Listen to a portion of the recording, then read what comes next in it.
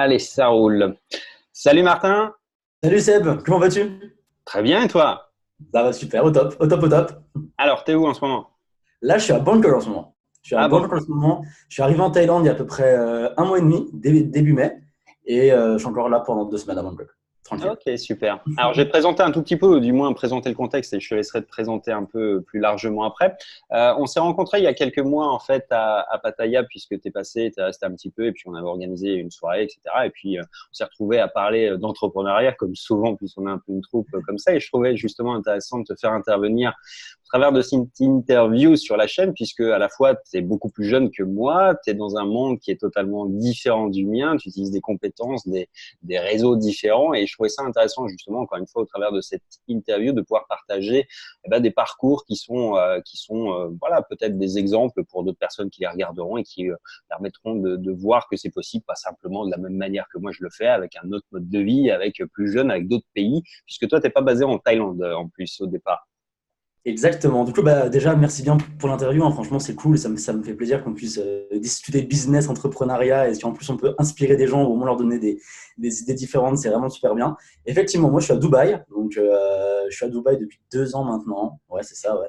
C'est surtout le business qui m'a amené là-bas. Ce que moi, j'aime bien à Dubaï, c'est que la vie va vite, tu vois.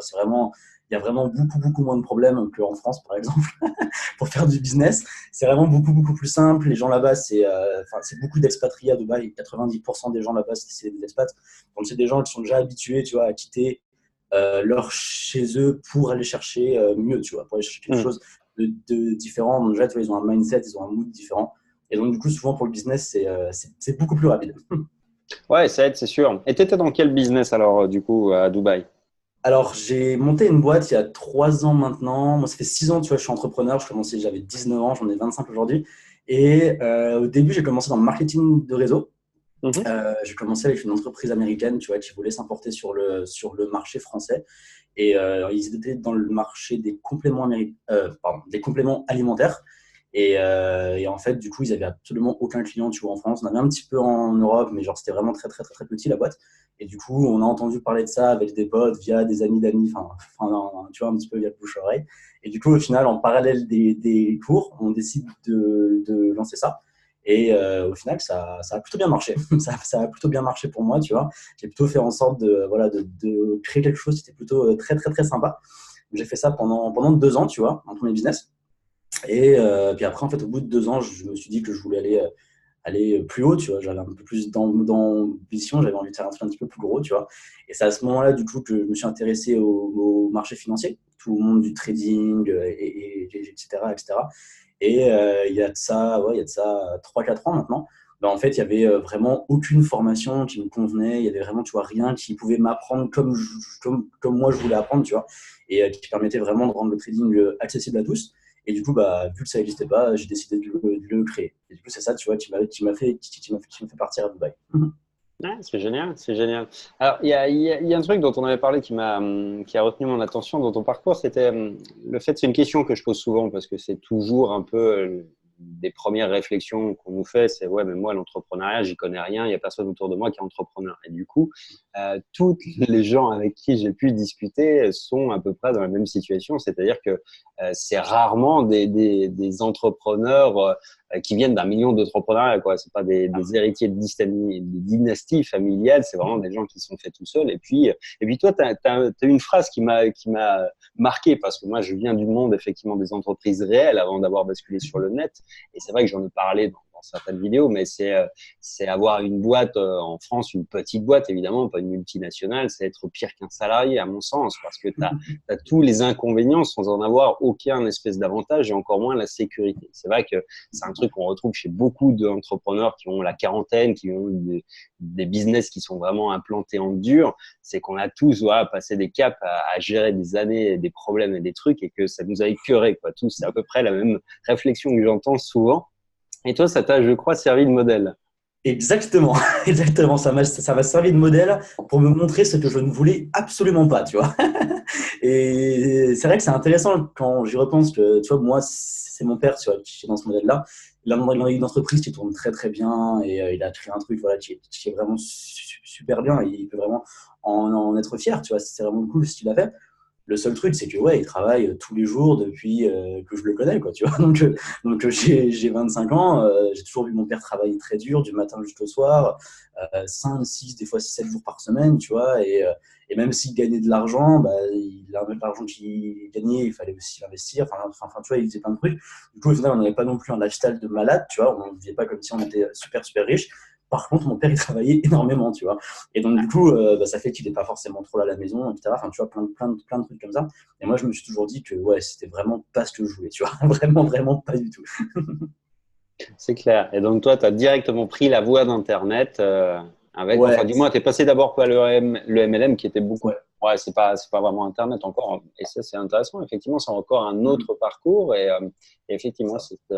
c'est une vision qui est intéressante. Alors, pourquoi finalement? Donc, tu es à Dubaï et là, tu es en Thaïlande. Pourquoi? Qu'est-ce que tu viens faire ici? J'aime bien Il fait pas voyager. suffisamment beau à Dubaï? Il fait pas suffisamment. Bah là, si tu veux, tu vois, là, on fait l'interview mi-juin, tu vois.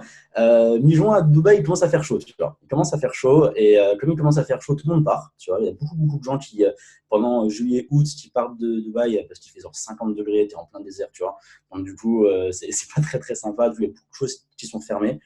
Donc, du coup, c'est souvent la période, tu vois, où on fait un petit tour. On va en Europe, on va. Là, c'est la première fois que je vais en Asie, tu vois. Je connaissais pas du tout l'Asie. Du coup, je me suis dit, bah, tu sais quoi, vas-y, on va aller faire un petit tour. J'aime bien voyager, tu vois, depuis que j'ai lancé, enfin, depuis que j'ai démarré en tant qu'entrepreneur, donc il y a un petit bout de temps. J'ai de la chance que tout mon business puisse le gérer juste avec mon ordinateur et mon téléphone. Du coup, j'en ai profité pour beaucoup voyager, pour voir pas mal de choses dans le monde. Et je pense que c'est cool de voyager, ça nous ouvre l'esprit. On reçoit aussi pas mal de leçons d'humilité. Tu vois, genre par exemple, là, ici en Thaïlande, même si les gens n'ont pas forcément trop d'argent, on se rend compte qu'ils sont très heureux, tu vois. Et je trouvais ça vraiment très, très bien, tu vois, que les gens, au final, bah, ils n'ont pas envie de quitter leur pays, ils ont envie de rester là, tu vois. Et ils vivent très, très bien ici, alors que pourtant, ils n'ont pas non plus énormément d'argent, tu vois. Et donc, je trouve que c'est une belle leçon d'humilité aussi. Non, c'est clair, c'est clair. C'est vraiment. Je pense que c'est un truc qu'on comprend effectivement. Moi, je vais beaucoup plus vu au Cambodge, où tu peux le voir dans la Thaïlande profonde, c'est-à-dire des gens en fait qui passent leur temps un peu dans les hamacs, mais qui ont le temps, quoi, qui ont des petits business qui sont plus des trucs familiaux, genre tu vas ouvrir un resto dans ton jardin parce qu'en fait tu as de la place, parce qu'ici c'est pas compliqué de le faire, et puis parce que personne va venir trop te tanner avec. Évidemment, c'est plus pareil dans les grosses villes, mais dans les villages, dans les petites villes, c'est comme ça que ça se passe. Et effectivement, tu as des gens qui ont des business, travaillent à la cool, ils n'ont pas d'objectif de monter une multinationale, mais juste de laisser le temps glisser. Et c'est vrai que c'est intéressant comme vision C'est vrai. C'est vrai que aussi. c'est très intéressant. Et puis, ouais, puis quand on parle avec eux, enfin, vraiment, sur moi, ce qui m'a choqué, tu vois, quand je suis arrivé ici, c'est que Mhm. vraiment, les gens ici, ils sont vraiment contents d'être là, tu vois. Genre, vraiment, genre, tu dis à un Thaï qu'il faut qu'il parte, non, il n'a pas du tout envie, tu vois. Il a pas du tout envie, il aime trop son pays, il veut rester là, et ça lui convient très bien, en fait, tu vois. Ça lui convient très, très bien. Et comme tu l'as dit, ils n'ont pas pour ambition de monter des multinationales, mais c'est pas grave, tu vois. Et enfin, je trouvais ça vraiment très, très bien. Ah non, on est dans des cultures qui sont différentes. C'est aussi ça qui fait. Enfin, malgré tout, il y a une question effectivement qui est pas philosophique, mais c'est pas loin d'être ça. C'est-à-dire qu'on a vraiment des modèles de société qui ont été conçus sur des philosophies différentes. Vraiment. C'est-à-dire qu'ici, tu as beaucoup plus la culture de vivre au jour le jour. Hein. C'est-à-dire que s'il y a un truc qui doit arriver, c'est que ça devait arriver. Et puis, si ça se passe pas, c'est que ça devait pas se passer, quoi. Donc, c'est très fataliste, c'est très porté par finalement le flow, quoi. Hein. Et les gens Ah ouais. sont très comme ça. Alors, ça a des avantages et des inconvénients, mais l'avantage, c'est la douceur de vivre. Après, l'inconvénient, c'est du coup, des fois, la vision long terme.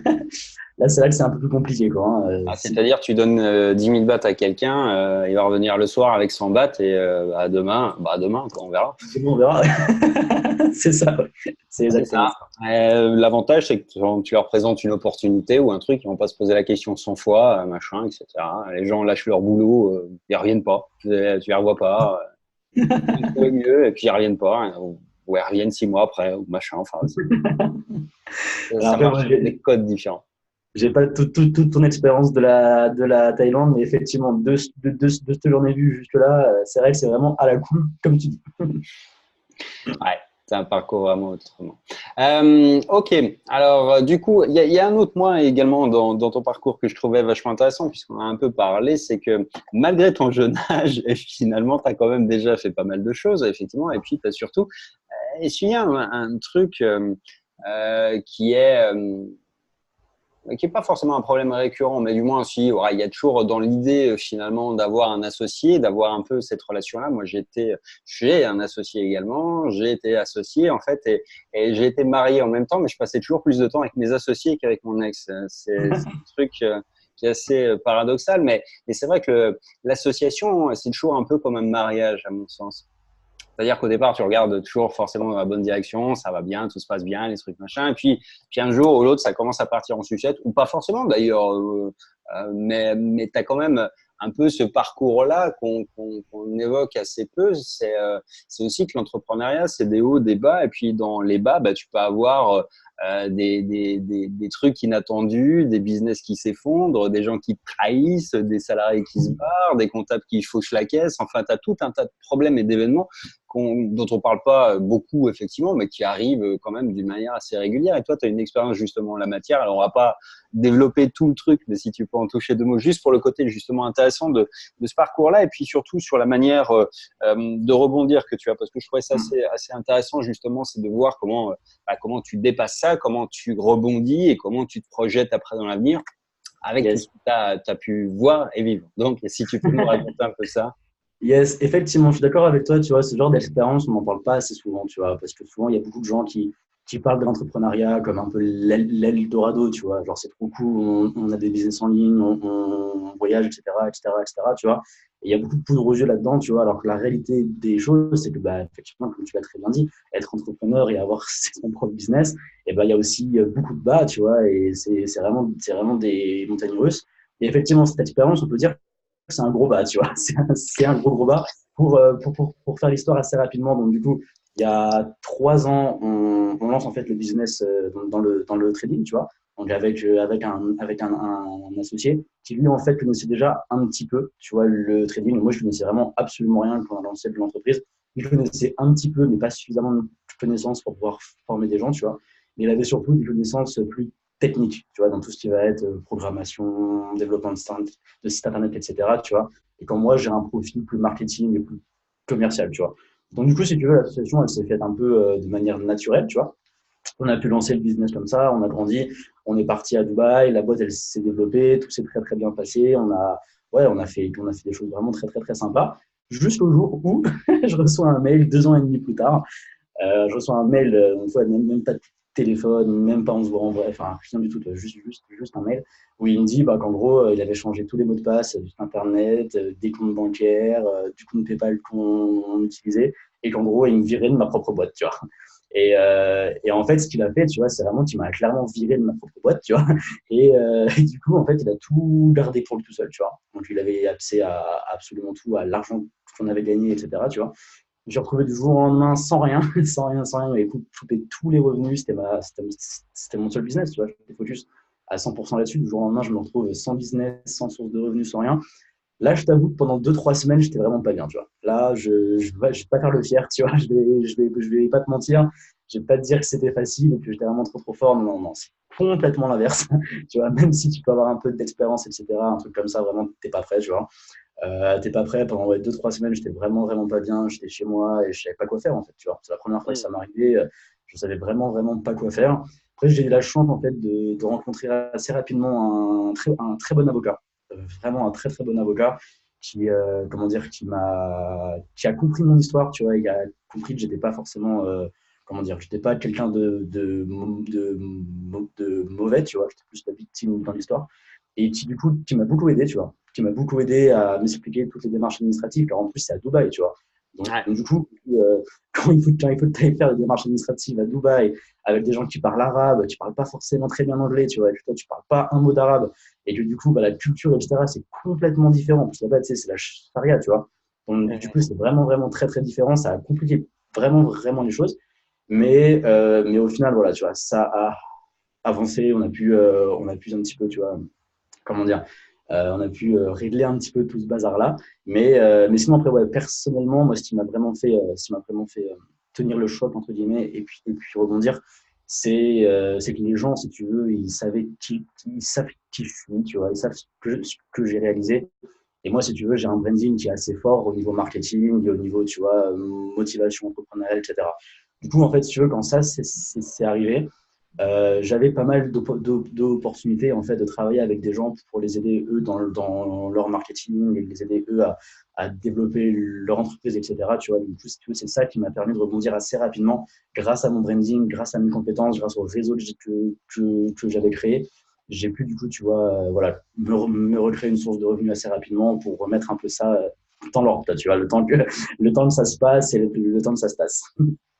Alors, c'est intéressant ce que tu dis. C'est à la fois, il y a plusieurs choses. La première, c'est un problème dont je parle de temps en temps. Tu vois, je reçois beaucoup de gens, enfin beaucoup de mails, beaucoup de questions de gens qui veulent créer des boîtes en Thaïlande, et je leur explique toujours la même chose. C'est que, la Thaïlande, c'est pas un paradis fiscal. Et ça veut dire que créer une boîte ici, c'est créer une boîte dans un pays qui est aussi casse-couille que la France, où il y a des fonctionnaires qui cochent des cases et qui ont la spécificité de ne pas parler la même langue que toi et qui vont pas te faciliter la tâche du tout. Et tu resteras à leurs yeux toujours un étranger. Et s'ils doivent choisir entre un Thaï et toi, ils choisiront forcément le Thaï. Donc, c'est déjà intéressant, tu vois, dans ce que tu disais, justement, d'avoir la complexité en plus de gérer un problème dans un pays où la loi, c'est pas la même, où la langue, c'est pas la même, de devoir trouver des gens compétents qui ont fait un peu le relais, et puis de comprendre que c'est pas gagné, même si tu penses avoir droit ou avoir raison, ce qui est la règle chez toi n'est pas forcément la règle dans les autres pays du monde. C'est-à-dire que les règles, elles sont à géométrie variable, et la justice est toujours une équation qui est pas toujours aussi linéaire qu'on veut bien le penser. C'est Ça, c'est ça. le premier des trucs qui est intéressant effectivement à noter. C'est pour ça que je déconseille toujours aux gens, sauf s'ils ont 300 000 400 000 balles, voilà, une compétence très forte, créer une usine, une marque, machin, une franchise en Thaïlande, sinon c'est pas la peine. Parce que 99% des gens qui prennent des associés se retrouvent un peu remis à poil, mais parce qu'ils prennent pas le temps de faire les choses correctement, de pas avoir structuré juridiquement les choses, de pas avoir pris le temps de payer un avocat thaï, par exemple, pour avoir des papiers qui sont faits en bonne et due forme, enregistrés, avec des droits de recours. Donc, total des courses, tu te retrouves avec quelqu'un à qui t'a donné le pouvoir et qui t'a viré par SMS et foutu dehors, quoi. Et puis, t'as plus le droit que de partir chez toi et de rentrer parce que t'as pas fait les choses correctement dès le départ. Donc ça, c'est une chose qui est intéressante à relever et qu'on retrouve ici beaucoup dans les histoires, un peu la mythologie de la Thaïlande où les mecs repartent une main devant une main derrière. C'est juste qu'ils n'ont pas mis les trucs sous clé, quoi. Et ça, c'est une réalité qui est valable partout, quoi. Yes, bah, tu vois, ça moi, c'était un peu, effectivement, tu vois, quand maintenant je regarde comment on a créé l'entreprise et comment on s'est associé, tu vois, comment on s'est associé, vraiment, on n'avait pas bien fait les choses, tu vois. Vraiment, vraiment, on avait complètement délaissé la partie pacte d'actionnaire, la partie juridique, etc. Tu vois, tout ça, on l'avait absolument pas fait parce qu'on savait pas, en fait, tu vois. Genre, nous, tout ce qu'on voulait faire, c'était créer une boîte, tu vois. Et en fait, on a vite fait des clients, tu vois. Moi, c'est toujours comme ça que j'ai fonctionné, tu vois. Genre, je me dis toujours, ouais, comment on fait pour faire des clients? C'est ma première question, tu vois. Et C'est la bonne question, ouais. avant de penser aux impôts, etc. Mais effectivement, le problème, c'est qu'on ne s'est jamais posé pour vraiment bien faire les choses. Et ça pose jamais de problème jusqu'au jour où il y a un problème, tu vois. Et, et C'est c'est ça. là, effectivement, où quand il y a eu le problème, que je me suis rendu compte que, en fait, on aurait dû, tu vois, à un moment, au moins, prendre un avocat, bien faire les choses, bien structurer, pas lui faire non plus trop confiance. Que, tu vois, genre, moi, j'étais vraiment dans la confiance complète, c'est-à-dire que moi, vraiment, j'étais à fond sur le marketing et sur la vente, sur le développement de l'entreprise, et je lui laissais à lui gérer toute la partie comptable, la partie site internet, tu vois, si tu veux, vraiment la partie back-end, tu vois. Je lui laissais tout à 100%, comme ça, moi, je pouvais vraiment être focus sur le développement. Du coup, c'était bien, ça a permis de grandir, mais du coup, le jour où il y a eu un problème, il avait toutes les clés que moi, j'avais pas, tu vois. Mm. C'est toujours effectivement un moment ou un autre. Alors, tu as raison sur le principe. Moi, je suis un peu de cet avis-là. C'est le plus important quand tu crées une boîte ou avant même de créer une boîte, c'est de vendre d'abord, c'est de trouver un client d'abord qui légitime la nécessité de créer une boîte. Et ensuite, une fois que tu commences à avoir un peu des ronds, une activité qui tourne, effectivement, il faut prendre le temps de se poser, de mettre les choses à plat parce que tôt ou tard, effectivement, tu as toujours un problème qui peut arriver.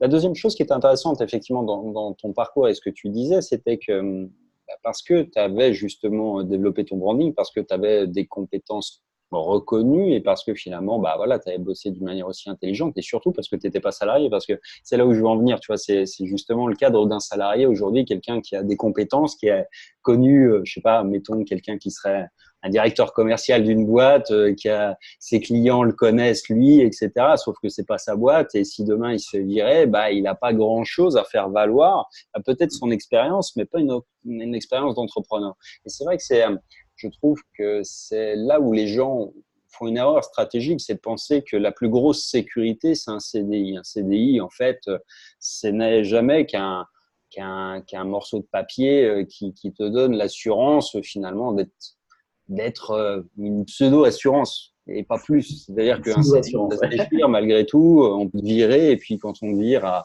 à 50 balais, bah, tu n'as pas beaucoup d'options pour retrouver un truc derrière, sauf si tu as bossé effectivement dans des trucs très spécifiques, que tu as des compétences, machin, mais la plupart des gens se retrouvent quand même souvent mis dehors d'une boîte qui ferme, même avec un CDI, et puis se retrouvent à un âge où on ne retrouve pas forcément de taf, pas forcément dans ce champ d'activité-là. Et c'est vrai que l'entrepreneuriat, à mon sens, la seule manière justement de s'offrir un filet de sécurité, c'est le plus important de tous, c'est celui-ci, c'est avoir des compétences que les gens connaissent et reconnaissent. C'est être sûr que demain, quoi qu'il arrive, même si on te fout dehors de ta boîte, bah, tu es capable de générer de l'argent tout de suite ou presque. Alors certes, c'est chiant, mais on s'en remet. L'argent, c'est jamais que voilà, ça se réimprime quoi. C'est pas une quantité qui est limitée. Quand tu sais comment on gère un business, comment on crée un business, comment on le développe, c'est pas quelque chose qui manque.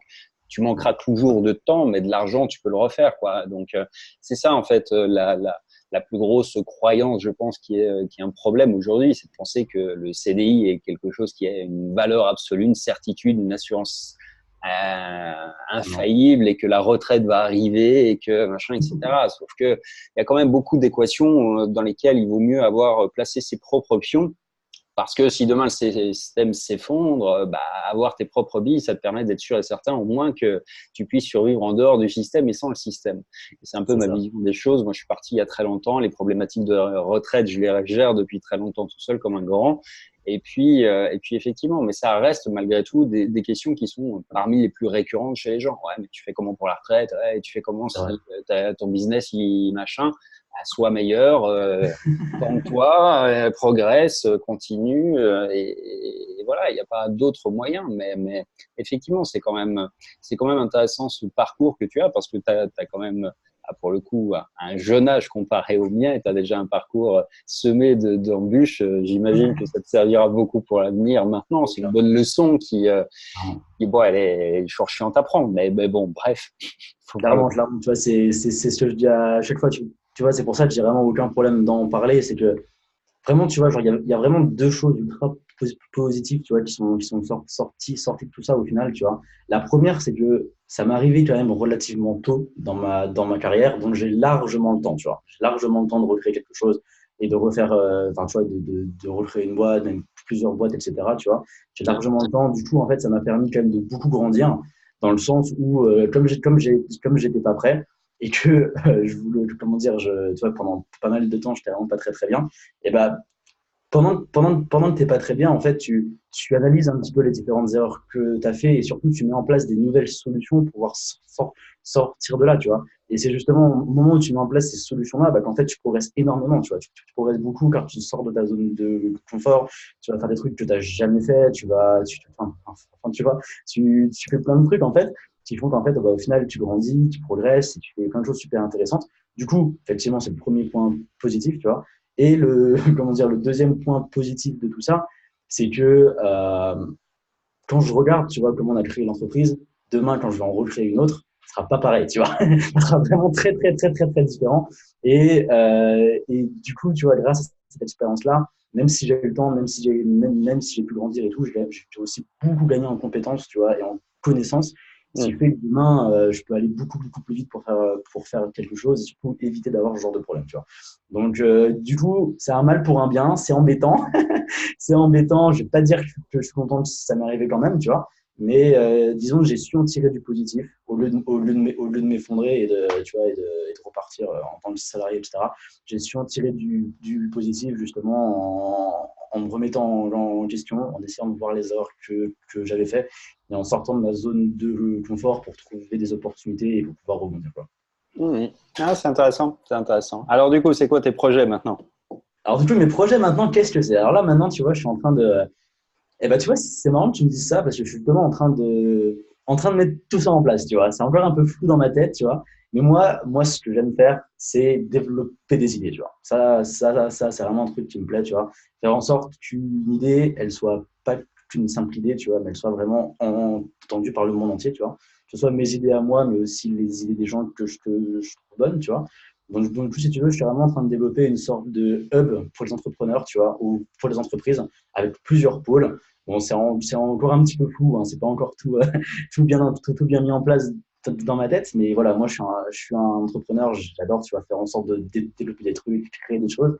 Et donc, du coup, voilà, j'aimerais bien créer une sorte de structure, une sorte de chapeau, tu vois, comment dire, pour vraiment développer déjà mes propres idées, mais également pouvoir faire profiter de tout ce que je mets en place et de tout ce que je connais, de mon expérience à moi, à d'autres entrepreneurs, à d'autres entreprises qui aimeraient se développer, tu vois.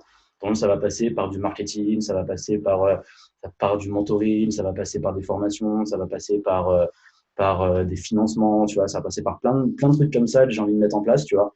Et donc, du coup, qui vont arriver petit à petit, mais histoire de créer une sorte de écosystème pour entrepreneurs, quoi. Ok. Toujours à Dubaï, du coup? Toujours à Dubaï, ouais. Ouais, ouais. Toujours à Dubaï. Après, le but du jeu, c'est quand même de faire ça dans le monde entier, tu vois. Donc, je ne sais pas comment ça va se passer, je ne sais pas encore, tu vois, comment faire pour le développer, mais ça va se faire. Ça va se faire et ça va se faire après faire. Alors pour les entrepreneurs, pour les gens qui connaissent pas bien en fait, pour quelles raisons en fait tu es à Dubaï? Qu'est-ce que ça a comme avantage par rapport à la France ou à d'autres pays? Il y a d'autres juridictions qui sont intéressantes. Enfin, ça dépend également de plein de choses. Moi, je parle beaucoup de l'Asie parce que j'y suis, parce que les modèles sont comme ça. Mais Dubaï, il y a des spécificités qui sont intéressantes aussi Ouais. et j'en parle peu en général, mais ça peut du coup intéresser si tu peux en glisser deux, trois mots. Avec plaisir, avec plaisir. En fait, si tu veux, moi, quand je suis parti de la France, j'ai vraiment regardé beaucoup de destinations, tu vois. J'ai vraiment comparé énormément de pays. Et j'ai choisi Dubaï à la fin pour plusieurs raisons. Déjà, la première, bon, il n'y a pas d'impôts, il y a pas de charges, il n'y a pas de tout ça, tu vois. Mais effectivement, il y a plein de pays dans le monde où c'est le cas. Donc, là, ce n'était pas forcément, tu vois, un critère différenciant par rapport aux autres. Mais ce qui m'a plu, moi, déjà, à Dubaï, c'est que tu peux avoir un visa de résidence facilement, ce qui n'est pas le cas, par exemple, aux États-Unis, tu vois. Aux États-Unis, tu peux faire une boîte de Delaware, tu peux faire une boîte, tout ça, mais pour avoir le visa de résidence, c'est plus compliqué. Donc, du coup, tu es toujours obligé de résider dans ton pays, dans ton pays natal, du coup, la France pour moi. Donc, en fait, ça ne sert à rien de faire ça, tu vois. Et puis, c'est même pas très légal, du coup, il ne faut pas le faire. Et donc, du coup, ouais, c'est vraiment le premier truc, avoir un visa de résidence, c'était pas compliqué. On pouvait en avoir un facilement. Et le deuxième truc, c'est que vraiment au niveau business, ça va vite, tu vois. Vraiment au niveau business, ça va vraiment très vite. C'est facile de faire du business sur place. Le gouvernement, il n'est pas là, comment dire, à venir t'embêter, tu vois, à devoir faire des déclarations, à devoir faire plein de trucs, à devoir remplir plein de papiers, etc. Tu vois, il n'y a pas de fisc à Dubaï, il n'y a pas de département de chimie check. Ton argent, c'est ton argent. Si tu veux aller acheter une Ferrari avec le compte bancaire de ta boîte, il n'y a aucun problème, tu vois. Il y a pas de comptabilité à faire. Enfin, en fait, tu rends compte à personne, tu vois. Tu rends des comptes à personne, ton argent, c'est ton argent. Du coup, ça facilite les choses et ça enlève un poids, tu vois, que tu as dans la tête et tu Hmm. peux vraiment te focaliser uniquement sur le business. Et vu du coup, tu peux avoir un visa de résidence facilement, bah, au final, tu arrives à avoir une situation qui est 100% clean. Tu vois, tu habites à Dubaï, tu as un business sur Dubaï. Du coup, au niveau de la justice, au niveau du justice, etc., en France, c'est bien, c'est propre et il n'y a pas de problème, quoi. Ouais, c'est clair. Bah, il faut juste supporter les 72 degrés qu'il fait là-bas en hiver, quoi. C'est ça, c'est le seul truc. C'est du coup, pendant l'été, il fait très très chaud. Après, pendant l'hiver, tu vois, il fait pas si chaud que ça. Tu vois, pendant la nuit, pendant l'hiver, tu vois, tu dois mettre un petit manteau, tu vois. Oh, Ouais. Après, c'est pas la France, tu vois. On va pas avoir de la neige, mais, mais il faut quand même, tu vois, même si ça m'est déjà arrivé, tu vois, d'aller à Dubaï avec des amis et qui pensent qu'il va faire vraiment très très chaud sur Dubaï, tu vois. Au final, ils se retrouvent à acheter des pulls sur place, tu vois, parce qu'ils n'ont pas si chaud que ça. Et surtout, dans les malls, ils mettent la clim. Ouais, mais c'est ce que j'allais te dire. C'est juste parce que la clim elle est très très fraîche et s'il y a de la neige qui tombe, c'est juste parce que les compresseurs turbinent trop fort. C'est ça, c'est ça, c'est exactement ça. Et au final, du coup, vu que tu passes quand même beaucoup, beaucoup de temps à l'intérieur à Dubaï, tu vois, t'es pas vraiment dehors. Ouais. Genre, marcher dans la rue, aller au parc et faire du vélo, ça t'oublie à Dubaï, tu vois, ça n'existe pas, il n'y a personne qui fait ça. Tout le monde prend la voiture, tu vois. Et du coup, en fait, tu es dans ton building, tu vas au parking, tu prends la voiture, tu vas sur la route et tu vas au parking et tu remontes dans un autre building, tu vois. Du coup, en fait, tu es tout le temps dans la clim, tu vois. Tu n'es jamais vraiment dehors. Et du coup, au final, eh ben, dans la clim, elle est tellement forte, il fait pas si chaud que ça. Du coup, en fait, même au mois de mai, au mois de juin, bah, tu es quand même en pantalon et puis en pull parce que, parce que dans les buildings, il fait trop froid. Ce qui est très marrant. C'est vrai. Bon, c'est un peu le même problème, ceci dit, en Asie. Quand tu te balades dans les malls, tu prends des chocs thermiques systématiquement, quand même. Spécifiquement à Bangkok, ils ont réglé ça au niveau congélateur, quoi. Donc, Ouais. Ça reste c'est la pour ça folie. qu'en fait, c'est une bonne manière pour eux. Ça, c'est un bon business model. C'est-à-dire que pour faire venir les gens, ils auraient pu déployer 1000 trésors d'ingéniosité, mais en fait, il suffisait juste de faire tomber la température. Et les gens viennent juste parce qu'il fait frais. C'est ça. C'est ça, c'est ça. C'est Bref. marrant. C'est Bah, ça doit intelligent. coûter quand même un peu un pognon de fou parce que les malls à Bangkok, ils sont quand même un peu gigantesques et acclimatisés. Ça doit coûter quand même une paille. Mais s'ils le font, c'est que c'est rentable, a priori. Donc bon. Mais ouais, ouais, voilà l'astuce du pourquoi ils mettent aussi froid. Yes, yes, ok, bah, tu vois, c'est super intéressant. Niveau marketing, t'imagines ça, tu marques ça dans ton plan marketing, comment tirer des clients, mettre la clim à fond. Bah, tu sais, en Thaïlande, du moins à Bangkok, avant, tu avais beaucoup de street food, c'est-à-dire les gens mangeaient dans la rue.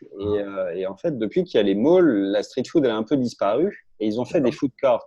C'est-à-dire qu'au sixième étage ou tout en rez-de-chaussée, là où ils mettent le supermarché, ils vont te faire tous les gens qui vendaient dans la rue, ils leur ont mis des petits stands, des petits trucs clean, alors c'est hygiénique, c'est machin. Mais surtout, ça fait venir les gens parce qu'il fait frais, il fait bon. Donc au lieu de bouffer en bord de route au milieu des gaz d'échappement à Bangkok, bah, ils vont bouffer au frais avec machin, et puis en bonus, ils vont acheter 2-3 merdes quand ils passent sur le retour. Donc tout le monde est content. Tout le monde est content.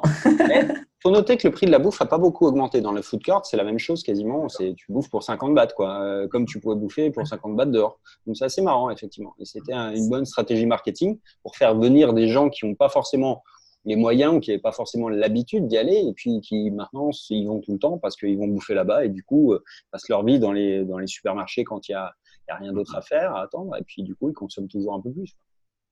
Ouais, et puis c'est vrai que là, comme tu l'as dit, ici à Bangkok, manger dehors au milieu des gaz d'échappement au bord de la route, c'est pas top top quoi. Ça donne vraiment, vraiment, vraiment pas du tout envie. Du coup, effectivement, ils ont réglé un bon problème avec ça quoi. Clairement, clairement. Bref, ok.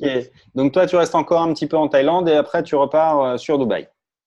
Je sais pas. Franchement, là, là, tu vois, il reste encore à peu près 2 semaines en Thaïlande. Et puis après, derrière, je sais pas trop. Tu vois, je suis pas trop chaud pour repartir à Dubaï là sur juillet-août parce qu'il va vraiment trop trop chaud. Plutôt y retourner pour la fin de l'année, tu vois, une fois que les températures seront plus clémentes.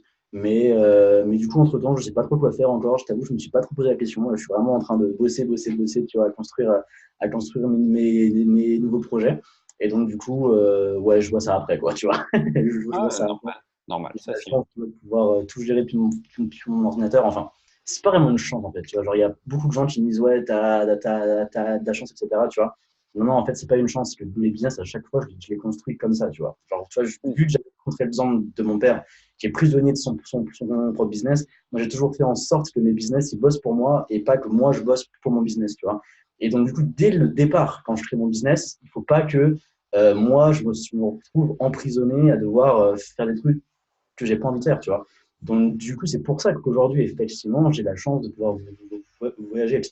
Mais c'est parce que je l'ai créé au début, quoi. Et ça, du coup, je me suis rendu compte qu'au final, je l'ai fait sans faire exprès, tu vois, mais qu'en fait, c'est une bonne stratégie parce qu'en parlant avec pas mal d'entrepreneurs, en fait, mieux vaut le faire dès le départ, tu vois, plutôt que de se dire, je le fais moi au début et après je délègue et qu'après je change de business model.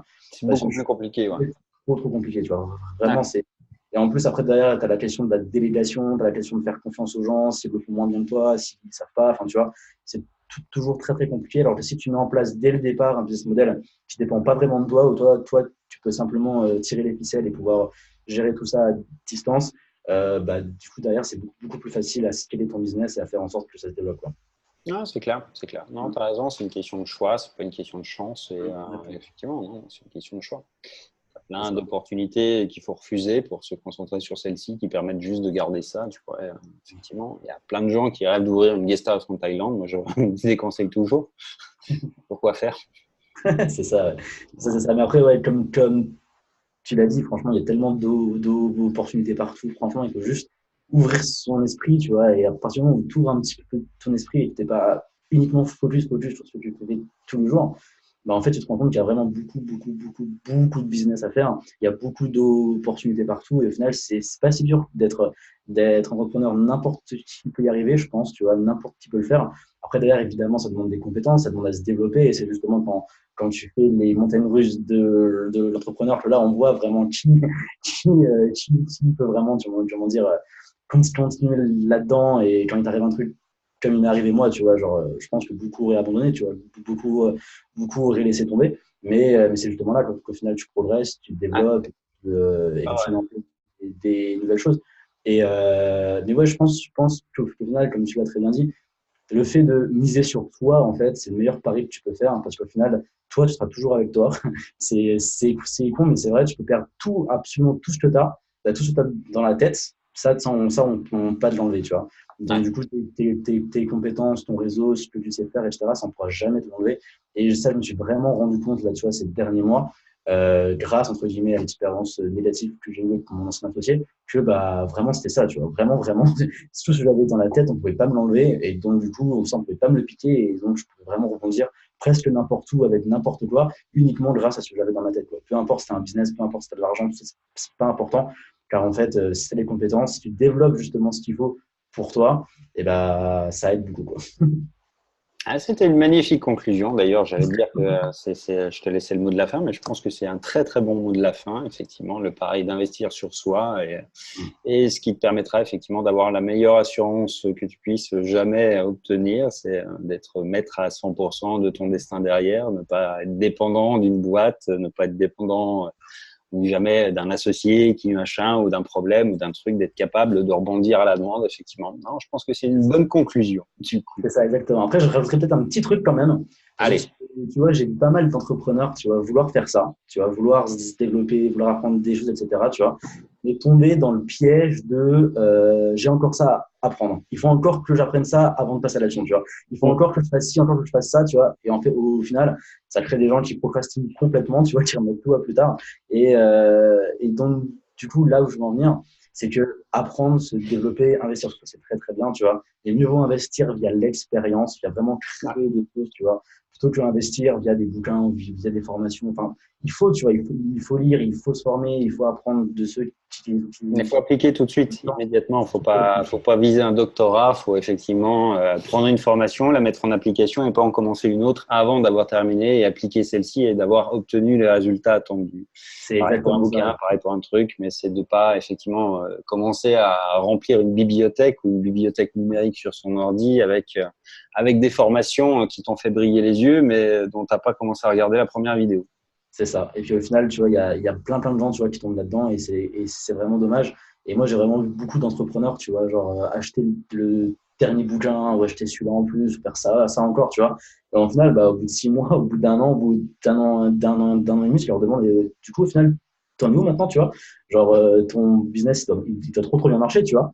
Bah non, ils sont encore en train de lire un bouquin, tu vois. Et ça, je trouvais ça, tu vois, au final, c'est pas bon.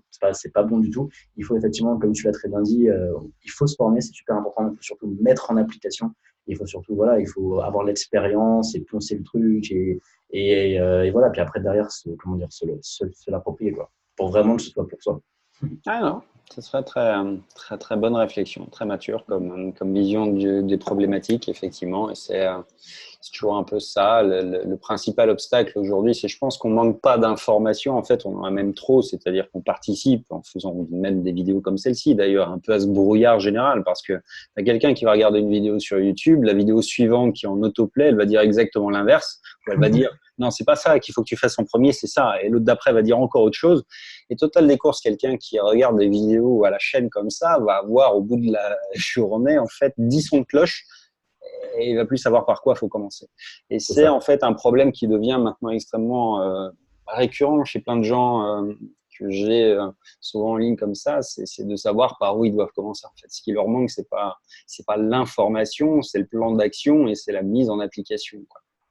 Les informations, aujourd'hui, tu peux trouver les plans pour construire une centrale nucléaire dans ton jardin. Donc, l'information, elle est partout. Tu n'as besoin de personne pour ça, quoi. C'est vrai, c'est vrai, c'est vrai. Bah, je suis 100% d'accord avec toi, tu vois. Ce qu'il faut maintenant, c'est passer à l'action, c'est faire les choses, tu vois, et puis avoir de l'expérience. Et puis voilà, après, il faut aussi savoir s'entourer des bonnes personnes, je pense, tu vois. Genre, ça, c'est aussi important.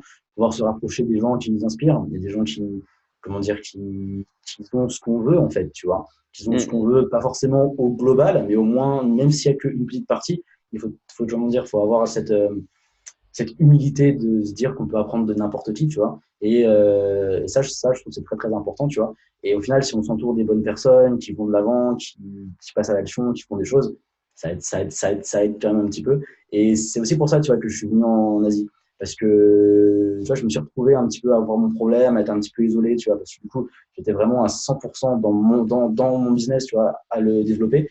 Et donc, du coup, mon réseau que j'avais, c'était surtout dans mon business. Et le jour où mon associé, bah, il m'a mis dehors, je me suis retrouvé, tu vois, avec très peu d'entourage, tu vois, pour pouvoir rebondir, etc., tu vois. Et c'est aussi pour ça, tu vois, que je suis parti en Asie. Je savais qu'il y avait une communauté d'entrepreneurs. Je connaissais personne, mais je me suis dit, vas-y, je vais aller faire un tour et, et je vais aller voir ce qui se passe là-bas, tu vois. Et justement, dans le but de changer mon réseau, de rencontrer des nouvelles personnes, aussi d'avoir des nouvelles histoires, des nouveaux conseils, des nouvelles sources d'inspiration, tu vois. Du coup, au final, c'est pas très compliqué, hein. Tu prends un billet d'avion et puis voilà, hein, tu vois. Donc, ça, vraiment, n'importe qui peut le faire. Pas forcément venir juste en Asie, mais déjà, à notre échelle, presque, enfin, tu vois, à n'importe quelle échelle, il y a toujours des conférences sur l'entrepreneuriat, il y a toujours des petits meet-ups, il y a toujours des webinaires qui se passent. Enfin, c'est vraiment très, très, très facile aujourd'hui, dans le monde dans lequel on vit, de se connecter avec des gens qui vont de l'avant et qui ont les mêmes objectifs que nous, quoi. C'est clair, c'est clair. Ok, bon, bah, écoute, je crois que c'était un très très bon deuxième mot de la fin. C'était très sympa de t'avoir pour cette interview. Encore une fois, tu as un parcours qui est vachement intéressant. Tu es extrêmement mature et je pense que tu as distillé de très bons conseils qui sont voilà, un peu tirés de ton expérience, mais sur des aspects effectivement dont on parle assez peu. Donc, c'était vachement sympa de t'avoir. On peut te retrouver où du coup? On peut me retrouver sur Facebook, Martin Ouais. Ronfort, et sur Instagram, @mronfort. Voilà. On mettra les liens dans la description, évidemment, pour qu'on puisse te retrouver. Et puis, ben, en attendant, je vais te souhaiter un bon week-end. Et puis, encore une fois, merci d'avoir participé. Et puis, une bonne fin de séjour sur la Thaïlande et à bientôt dans de prochaines aventures, peut-être. Yes. Carrément, carrément. Bah, du coup, merci beaucoup, Sam. Franchement, c'était vraiment super, super sympa de faire cette petite vidéo-là. Et puis, du coup, vraiment, encore merci. Allez, ça marche. À bientôt. Ciao, ciao. À bientôt. Bye bye, ciao. Alors, attends, hop. Je vais couper l'enregistrement.